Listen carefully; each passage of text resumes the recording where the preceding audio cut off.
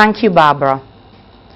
Climate change experts from Latin America and the Caribbean met in St. Lucia recently to learn more about reporting on progress made in climate mitigation and adaptation goals. We get more in this report. As a small island state, St. Lucia is vulnerable to the consequences of climate change, such as rising sea levels, intense rainfall, dry spells, and other extreme weather events. This reality has made climate change adaptation a national priority, and international collaboration is essential to achieving climate goals. A recent workshop sought to assist Latin American and Caribbean countries in reporting on progress towards those goals. Donald Popo is the director of the UN Climate Change Secretariat and manages mitigation efforts. He says the reporting is important to show the world that the country is on track with its commitments and to signal the areas where it needs more financial partnership. Both of those factors are important, and they also measure the success that these countries have. Firstly, by going through the process of preparing it and then the peer review part, they have been able to much better refine it, build up what it is that they can seek from the global community, and then present it on a global stage and invite the rest of the world to partner with them. And countries who have done this have been very successful in attracting investment, attracting partners, being able to clarify where they would like the priority action to take place in their country, whether it's in the production of energy, whether it's in transport, whether it's in agriculture. You need a mechanism of informing the world of what you wish to do rather than what they think you should do.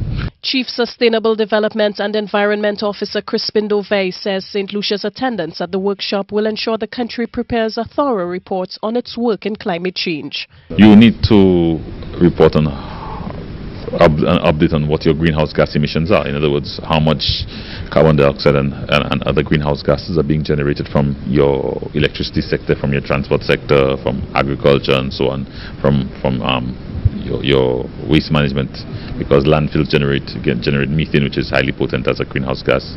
And also, what are your priorities and needs in terms of fulfilling the convention? What is it, what your technical and other needs may be in terms of being able to better fulfill the obligations under the convention.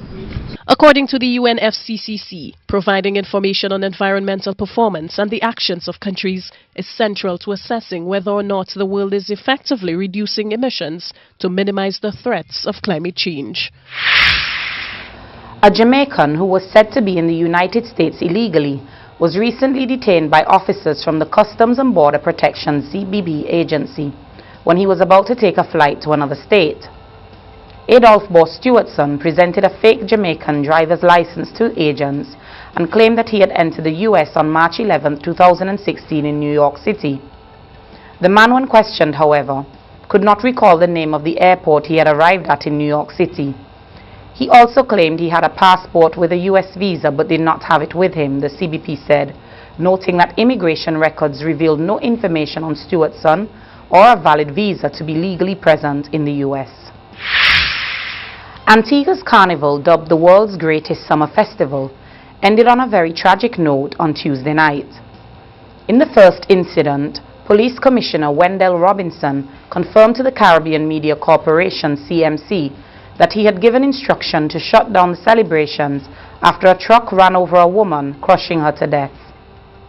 The deceased is Nikki Phillip, 25, a resident of New York, USA, who arrived in Antigua on July 24, 2016 and had been residing in Green Bay.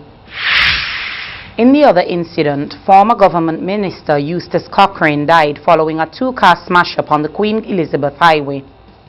Police have not yet released the details involving the car accident that claimed his life. Mr. Cochrane served in the Veerbird Senior Administration between 1981 and 1994. Workers of the National Corporation walked off the job yesterday morning, protesting a number of issues. More in this report. We begin with news that workers of the National Housing Corporation walked off the job this morning to protest a number of grievances.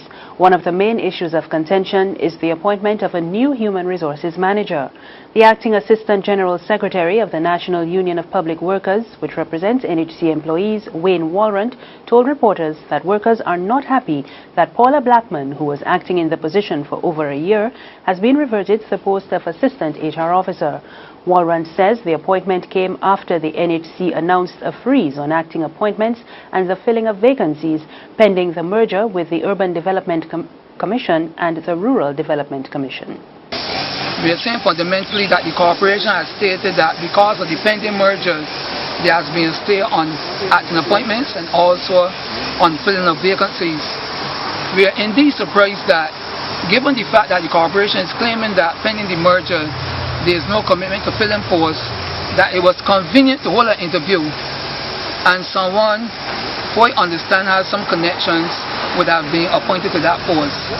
We don't want to say it's nepotism, but based on the information thus far, it seems to appear that this whole interviewing process was thought out with the understanding to fill the post. Ms.